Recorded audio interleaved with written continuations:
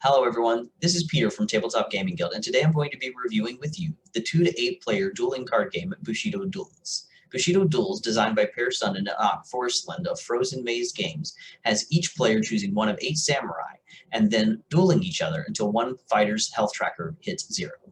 Each samurai comes with an 11 card deck containing 6 standard attack cards, 3 special attack cards, 1 health tracker, and 1 Mon Will card, which is used to determine which player has the attacking card and which player is defending. But before we dive into the mechanics of the game, let's take a look at the different characters you have to choose from to play as.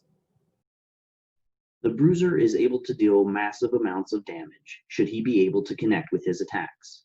However, due to his battle rage state and reckless fighting style, he is exceptionally vulnerable should his blade fail to hit its mark. The Highborn's special techniques are based around his absolute belief in his own ability. To fuel his attacks, he limits himself and toys with his opponent. This increases his power, but could also leave him vulnerable to certain attacks. For the Lethal Rose, key is the distraction. An opponent's effectiveness is reduced as her special techniques targets their speed and strength, making her a deadly opponent not to be taken lightly. Manipulator manipulates his opponents. These mind games reduces the opponent's alternatives and makes the manipulator's attacks more effective. The attacks may not be the most lethal, but this skill set, used to full effect, could prove quite crippling for an unwary opponent. The Swift, whether it's quickly dodging incoming attacks, performing 2 attacks at once, or deliver an unblockable strike faster than the enemy can react to, speed is the key. However, should she fail to be fast enough, her special techniques are far less effective. The more damage the Thrill Seeker has taken, the stronger he becomes. Will the opponent be able to finish him off before the Thrill Seeker can retaliate with his most devastating attacks? The Wanderer. The Wanderer's special techniques are stronger on the defense than on the offense. Can he outlast his opponent, or will his laid-back attitude be his downfall? The Warlord's abilities are at their strongest when his opponents are at their weakest. Given the upper hand, Warlord is a tough opponent to defeat. Now that we've taken a look at the different character options you will have to choose from to play Bushido Duels, we can dive into the game itself. Bushido Duels is a game that involves some strategy, memory, and luck. The game is broken down into turns, and each turn is broken down into 3 phases: the stance phase, the attack phase, and the discard refresh phase. The stance phase is when each fighter chooses the card they want to play on that turn. The attack phase is when each fighter reveals their card and uses the Mon wheel to determine whose card is attacking and whose card is defending.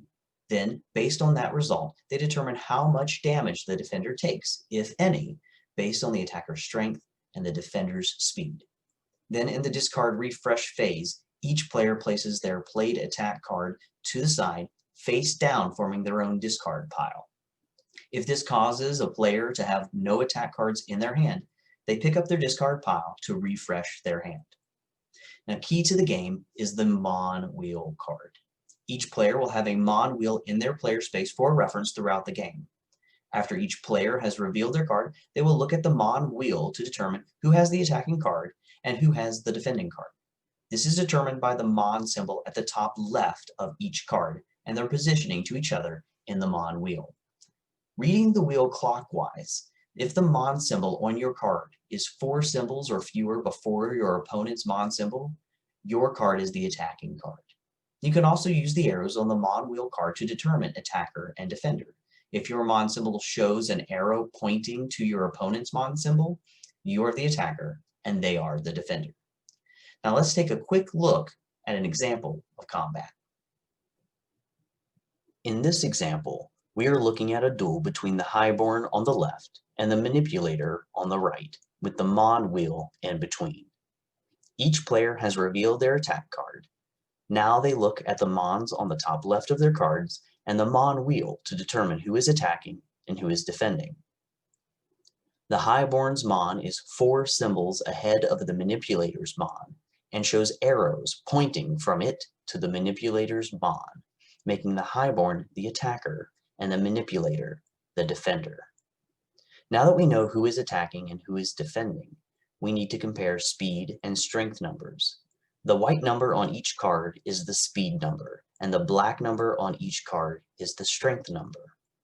If the defender's speed number and strength number are lower than the attacker's speed number and strength number, then the defender subtracts their strength number from the attacker's strength number, and the result of that subtraction is how much damage the defender takes, and they adjust their hit point tracker accordingly.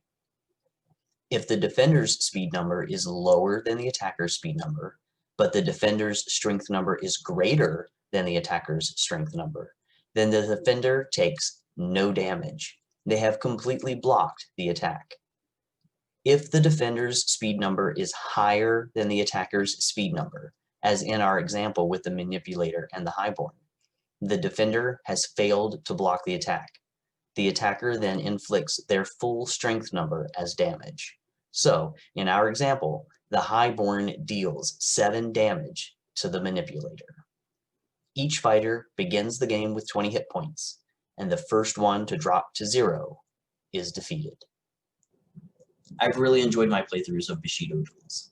Whereas some dueling card games are quick and punchy like Combo Fighter, which is its own brand of fun, Bushido Duels brings to the table a somewhat slower, more methodical combat. I'm sure the deciphering of the Mon wheel each turn and the math involved in determining speed and strength of attacks will deter some players. But for me, it honestly made me think of watching an Akira Kurosawa film, watching 2 samurai slowly circle each other and try to assess each other before stepping in to take their swings.